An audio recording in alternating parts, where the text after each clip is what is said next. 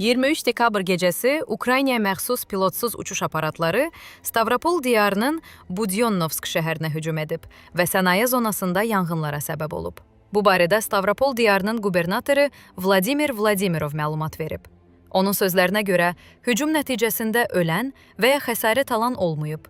Yaşayış binaları və şəhərin mühüm infrastrukturu zərər görməyib. Qubernator əlavə detallar açıqlamayıb. Astra nəşri sosial şəbəkələrdə yayılan yanğın görüntülərini təhlil edərək hücumun polietilen və polipropilen istehsal edən Stavralen neft kimya zavoduna yönəldiyini irəli sürüb. Ukraynaya aid Exelenova Plus Telegram kanalı da zavod yaxınlığında yanğın baş verdiyini bildirib. Rusiya Müdafiə Nazirliyi isə gecə ərzində 29 Ukrayna PUA-sının məhv edildiyini açıqlayıb. Bildirilib ki, dronların əksəriyyəti Rostov vilayəti və Stavropol diyarı üzərində vurulub. Stavrolan, MMC, Lukoil qrupuna daxil olan iri neft kimya şirkətidir. Zavod Rusiyada polietilen istehsalına görə ikinci, polipropilen istehsalına görə isə üçüncü ən böyük müəssisədir. Onun illik istehsal gücü 300 min tondan çox polietilen, 120 min ton polipropilen, eləcə də benzol və vinil asetatdan ibarətdir. Zavodun məhsulları Rusiyanın müxtəlif sənaye sahələrində xammal kimi istifadə olunur. Qeyd edək ki, Stavrolen zavodu artıq noyabrın ortalarında və oktyabrın sonlarında da dron hücumlarına məruz qalmışdı.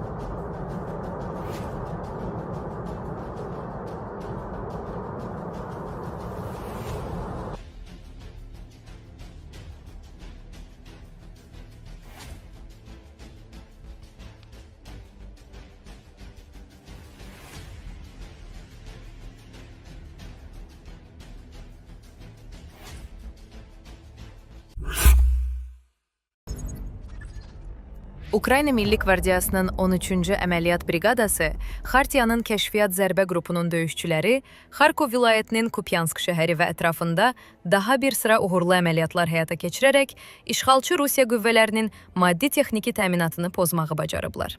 Kupyansk yaxınlığında qrupun döyüşçüləri işğalçıların gizli yerlərini və içərisindəki əskərləri aşkar edərək məhv ediblər.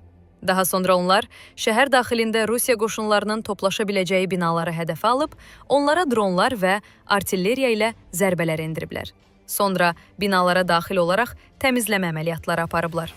Döyüşçülər şəhərin Ukrayna silahlı qüvvələrinin nəzarəti altında qaldığını və əraziyə girməyə çalışan Rus əskərlərinin məhv edildiyini bildirirlər.